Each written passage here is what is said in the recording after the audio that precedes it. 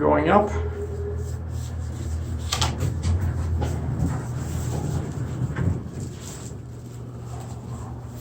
The last thing I need is ice.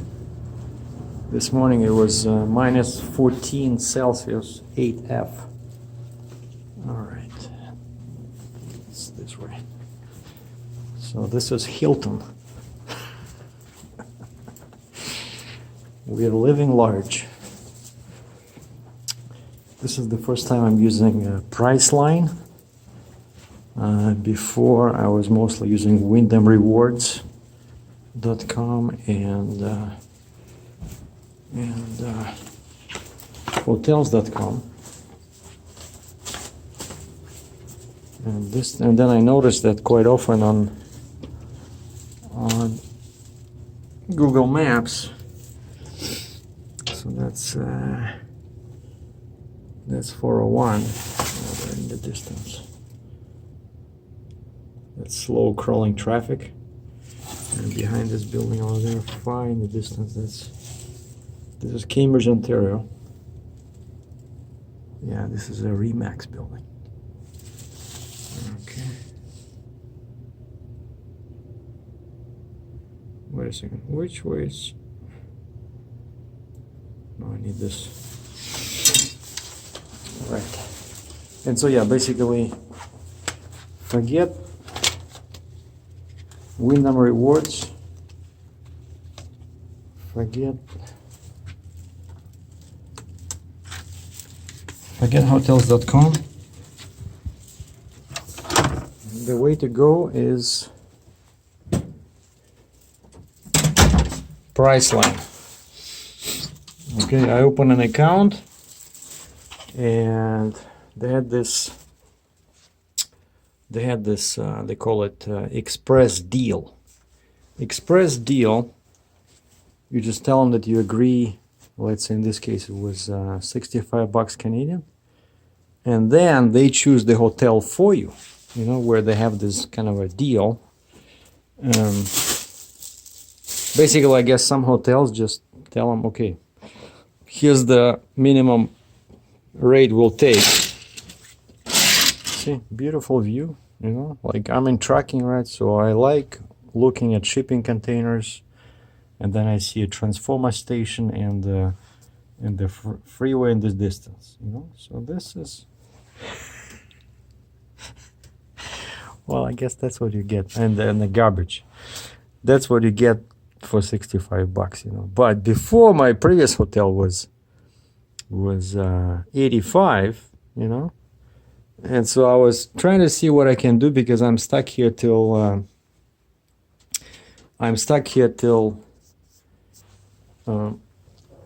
Monday anyway. All right, looks like we're recording. So what's happening is that I tried yesterday. I went to a hydraulic shop. Hold on, which way am I looking? Okay, here.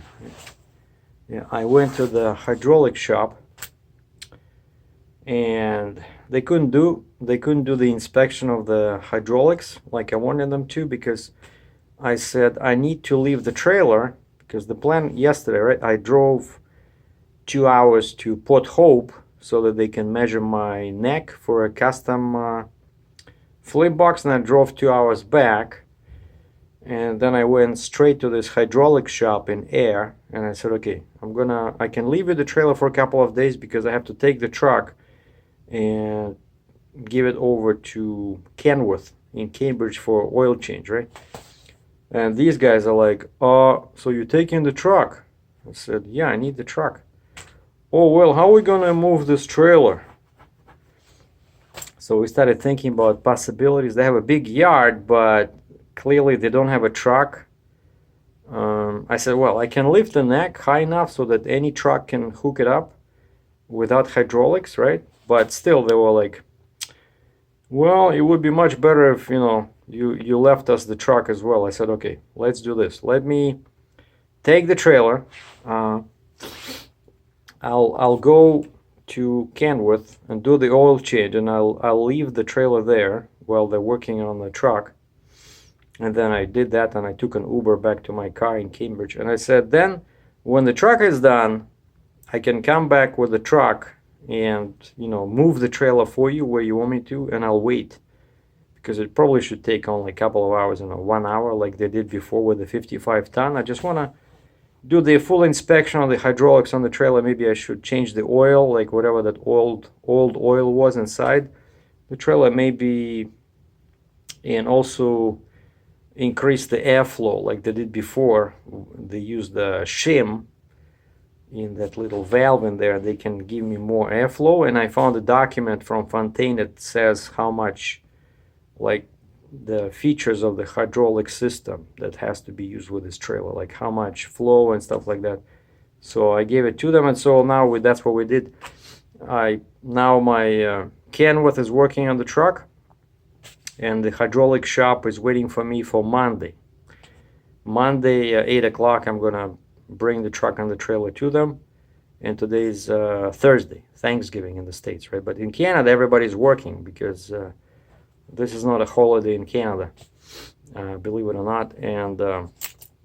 And so now I remember that, oh yeah, and on the night before, right when I drove back to Cambridge, I got a very funny email from the engineer at Lodestar Parent Trailers.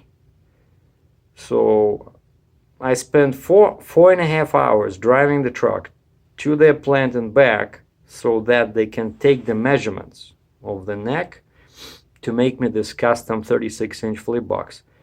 And when I get home, I see an email, and the guy says, "Oh, Sergey, I'm sorry, but I forgot to take 2 important measurements." And he includes a picture, like a diagram of a neck of my trailer. And it's not like as easy as measuring like point A to point B. He wants me to measure center of the opening of the eye to the vertical line that does not exist. So I have to find a ruler, like a 90-degree thing, you know, like a triangle, and do it like this, and then measure from that center of that hole to this imaginary line. So basically it's not that complicated if you like working for a weld shop, or, you know, if you're into drawing and engineering, but I don't trust myself with that. Like, you know, you make a mistake of a couple of millimeters, and then this whole neck, the flip box will be crooked. And, you know, what kind of an engineer forgets to take these 2 measurements, right? Like, I drove so many miles to get there. Like, I could have done it over the phone and over the email in the first place, but no, they insisted that I drive over there, because they said that's what they need. You know, the engineer has to come out, and the guy just came out with a ruler and a smartphone, and he was taking pictures. And then he says, "Oh, by the way, I forgot these 2 measurements." And so I posted about this on Facebook, and some guys were correctly saying that you gotta be careful when, you know, how can you trust an engineer like that? And I decided, no, I cannot trust them, you know.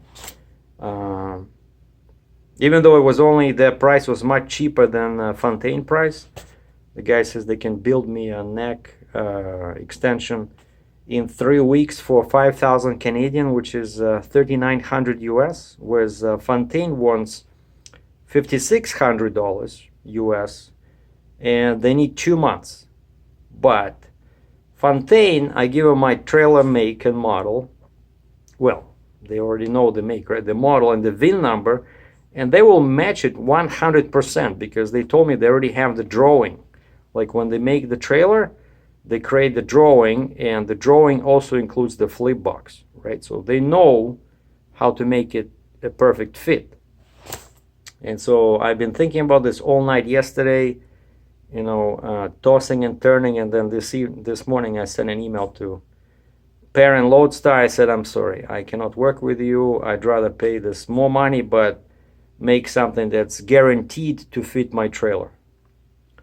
And that's it. I sent it to them, and then I remembered that I ordered, oh yeah, and so I emailed the Hale Trailer, the guy who, through whom I got this 60 ton in US, and I said, I wanna get this after you back from the holidays. Let's do this deal. And I also emailed the plant. asking them if they can give me some kind of a discount. I said, I'll work with Hail Trailer, but give me some kind of a discount, you know, if possible, because a lot of people are watching these videos, and possibly maybe they can get a customer out of all this, right? And of course, no reply so far because of the holiday. And the sales guy replied from Hail Trailer. He says, okay, let's talk Monday. I said, okay. And then I remember that I ordered the unit numbers, right? I was thinking for a long time what unit numbers to use on the trailer. I didn't want to use the old ones because the buyer, the guy who bought my 55 ton, we were saying that there might be a remote possibility that I might need to drag the trailer back into Canada and then into US so that he can do the full import thing, because sometimes they don't like it when the trailer is already in US, you know, and you try to import it from Canada.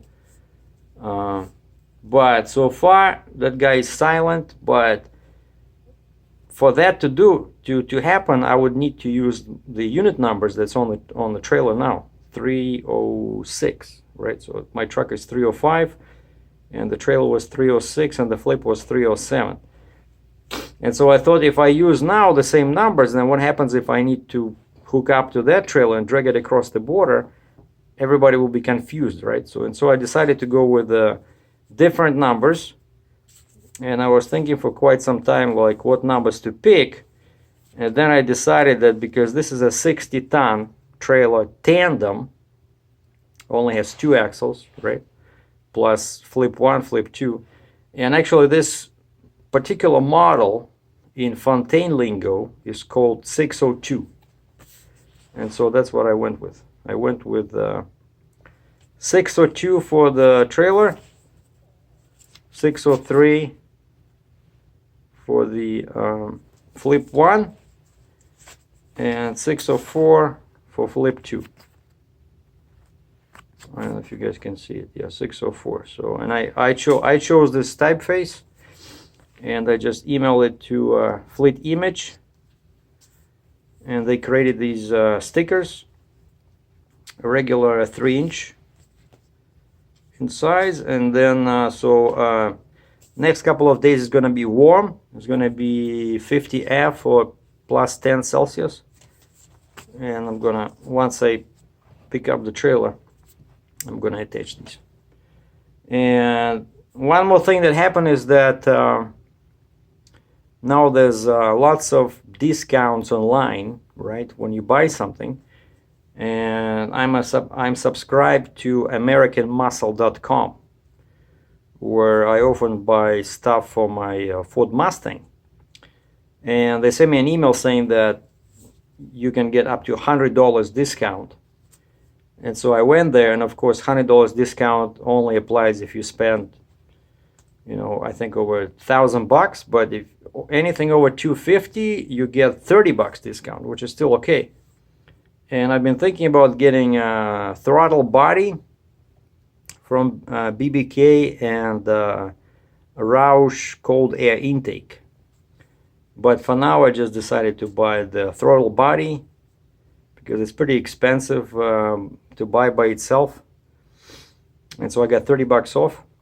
And plus there was a credit of $5 that they owed me for something, I forgot. But anyway, so I got some good pricing on this throttle body. It's a 73 millimeter. It's I think it's like 5 millimeters wider than stock.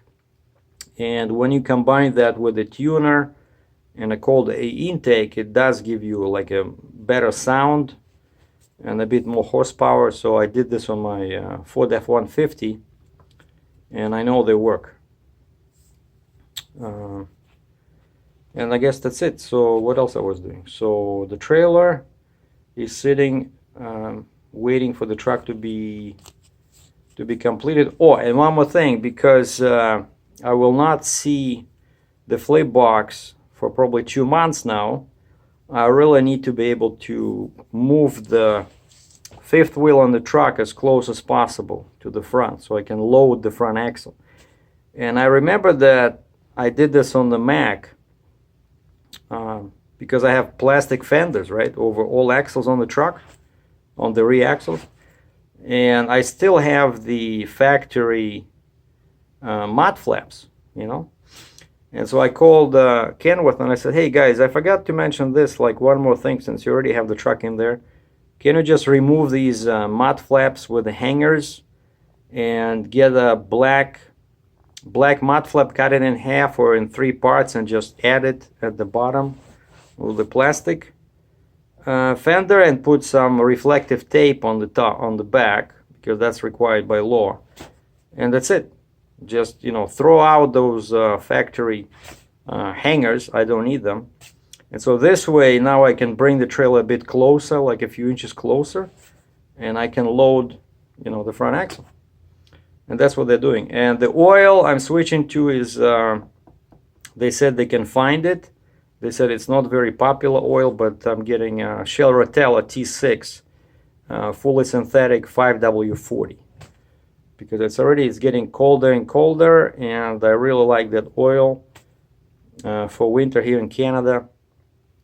And so I don't have a load because of course it's holidays. So but Monday is going to be dead anyway, so Monday I'm going to finish with the trailer hydraulics inspection, and then the plan is to find something in or out of New Jersey or Maryland, because that's where my new rims are sitting there, that I need to pick up 8 rims. That was part of a deal with the trailer. Oh, and also I wanted to buy the other 8 from this guy from Hale Trailer. I said, can you give me a quote? How much would you charge for 8 rims? And his price was $330 US per wheel, 330, which is almost 500 Canadian. And then I called the local Cal Tire here in Cambridge. I said, guys, not Alcoa, but like non-brand, what's the cheapest aluminum rim you can get me? I said, I need 8 rims. The guy says, well, I think the cheapest we can find is about 250, 270 Canadian. It's like $200 US, you know. I said, deal. How long do you need? How much time do you need to get them? And he says, oh, they're in our warehouse. We think maybe 1 day.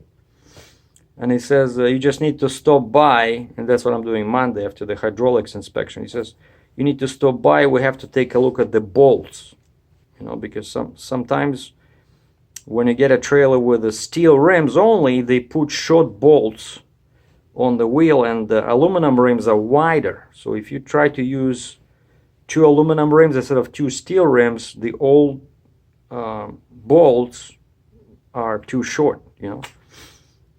And I think Monday I'm going to go there. If they're too short, I'll just ask them to replace these bolts. I know they can probably do it, but you have to pay for it. But I'm not going to run with steel rims in winter in Canada. Forget it.